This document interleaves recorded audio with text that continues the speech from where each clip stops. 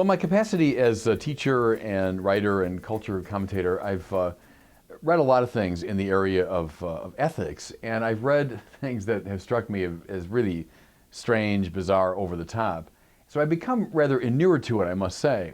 However, a couple weeks ago, I read an article in the New York Times Sunday magazine that was so outrageous and that was so egregious that I just several times put the magazine down and just shook my head in disbelief.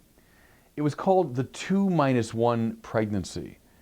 It has to do with, and I'm using the coldly sort of Orwellian language of the article, of reducing to a singlet, which means a woman who is carrying triplets or twins, reducing those children to one, which is a antiseptic way of saying eliminating the unborn children.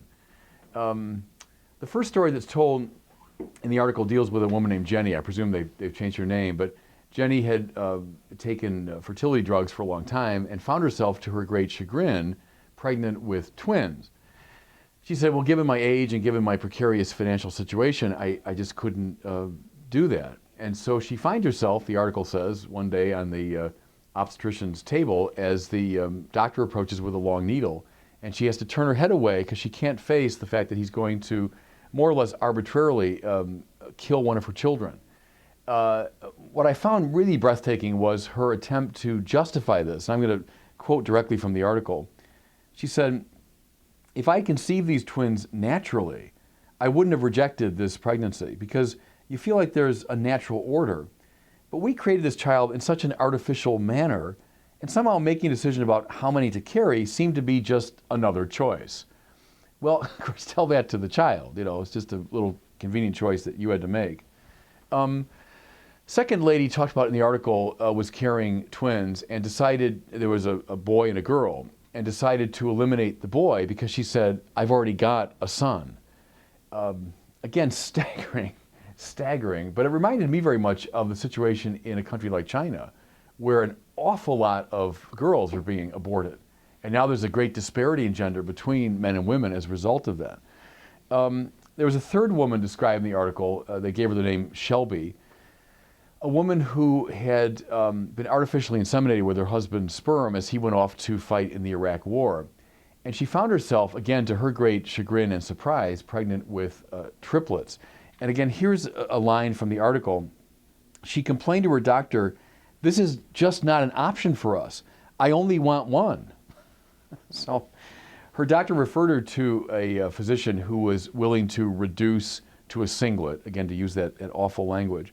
And here's what Shelby said. She gave the instruction to the doctor not to choose on any basis except that the one who be left would be healthy, because then she said she didn't want to make the decision based on gender because she wanted things to be as ethically okay for me as they could be. Big of her, of course. And then this is the thing that really, I remember putting the magazine down when I read this, is the daughter to whom she gave birth, so the child who remained, is now 2.5. And Shelby said that she would someday in the near future happily sit down and explain to her daughter what she had done as an example of women's choice. So listen, she wanted to teach her little girl, quote, that women have choices, even if they're sometimes difficult. I don't know about you, but I like to be a fly in the wall for that little conversation between mother and daughter. Honey, I had 2 of your siblings eliminated so that I could raise you a little more conveniently. I can't help but think that would lead to some rather remarkable mother-daughter bonding. The article at the end refers to therapists who have tried to help women through this situation. Again, I'm quoting from the article. There's a Dr. Stone, who's a Mount Sinai physician, and or a therapist rather, and she wants to help people who've gone through these reductions to, quote, be at peace with whatever they decide. So again, there's nothing about the objectivity of what they've decided. It's simply to deal with the feelings that have come as a result of these decisions. And then a Dr.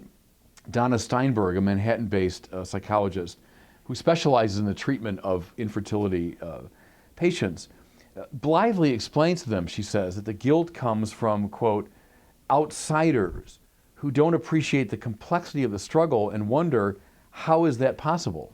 Well, Yes, Dr. Steinberg, there are many of us outsiders who do indeed wonder how that's possible, that putting to death a perfectly healthy unborn child is possible. There are a lot of us who wonder about that. Now, here's what strikes me as I read this appalling article, is it represents, I think, the triumph of choice.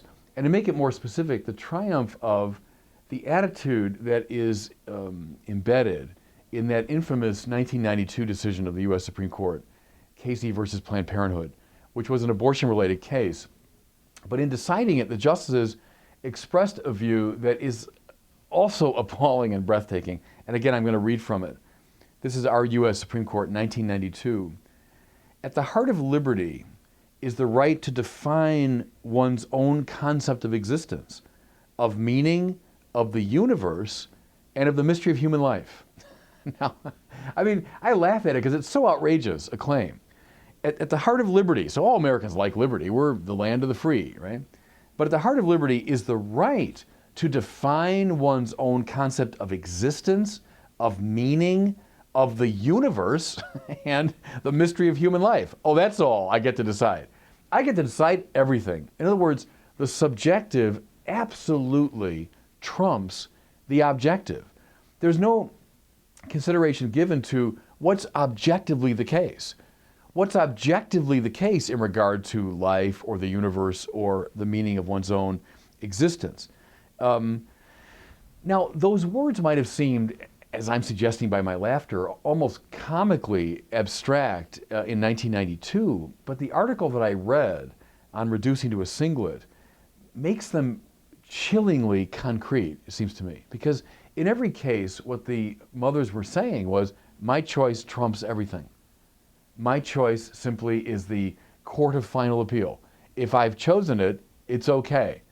And thank God there are therapists around to deal with any of these pesky feelings of guilt that might come from the choices I've made.